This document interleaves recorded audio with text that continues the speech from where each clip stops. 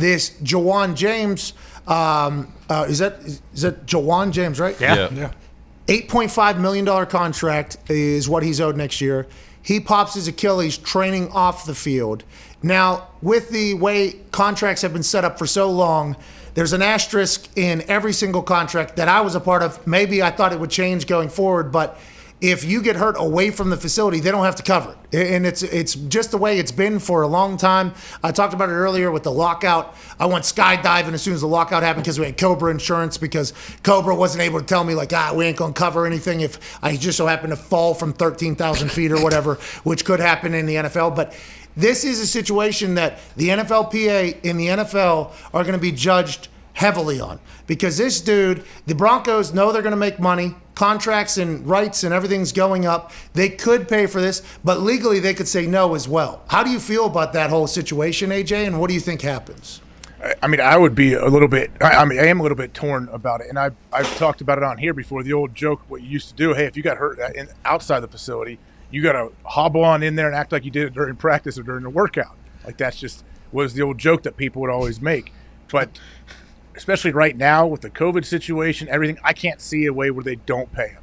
I know legally they don't have to, but I would think they're going to take care of it. Didn't you think that maybe that would get changed with the recent CBA? I would assume that's why a lot of players are coming out and they're like, hey, like this is a thing that we've been, told. It was just kind of the standard. Like, hey, if you get hurt, it was just kind of how it was. It's just how contracts were. This is standard NFL contract talk right here. If you get hurt, they don't have to cover it, even though they will. Ben Roethlisberger crashed his Hayabusa in downtown Pittsburgh going through a 5-way intersection that is blind. A lady ran the intersection, hit him. He did not have a license. He did not have a helmet on. It was a pretty reckless situation by all accounts. The Steelers did pay for it, but I remember the stories coming out like the Steelers do not have to cover this at all if they're angry. This is just kind of how it's always been. With this situation, if it doesn't get paid for, the NFLPA could have to, really eat some shit here from a lot of its players, especially now Patrick Mahomes came out. I think Tyreek Hill also came out. Other guys came out and they're like, what are they supposed to do? Just not train anywhere? Like, how is this supposed to happen? It's fascinating stuff, and it's all big business stuff, which is how everything has to be treated whenever you look at the NFL these days, even though we wish it was differently. Hey, but how do you end up changing it? Because if you say, hey, if you get hurt working out away from the facility, yes, it is covered in your contract, but how can you prove? Then it's going to become a big thing of proving that you got hurt working out and not skydiving or not jet skiing or doing something like that. Yeah, I remember thinking I did something. I was kicking balls in my backyard, and I felt something like kind of pop. Ooh. I felt something pop like in the back. It was in the back on like one of those, I don't know what the hell it is, but the two thingies on the outside of the knee in the back. Like I felt it pop, and I was like, oh no, not good. It was in my left knee.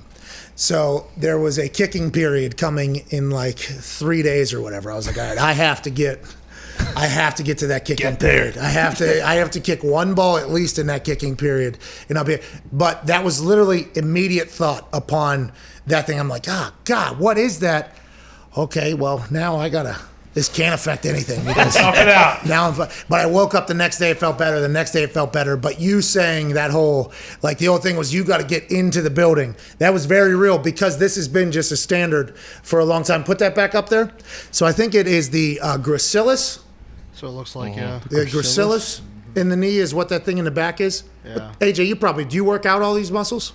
Well, these are just muscles. They're not showing the ligaments. I thought you were talking about a ligament. Well, I have no idea. I think it is a ligament, maybe, actually. I was looking at muscles. Zito's looking at muscles. Zito's looking at the muscles. Obviously.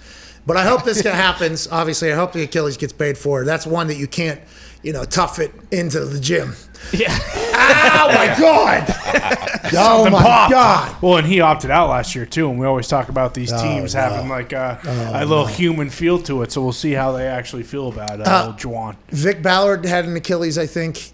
I don't think he ever got back from it. Robert Mathis had an Achilles. I think he had to get like 13 surgeries or something like that. Damn. The Achilles is tough, dude. For all we know about it, and we know, obviously, it killed that one king or god back Achilles. there. Yeah, the Achilles there. But it's tough to prepare for. It just can kind of happen out of nowhere. So I was looking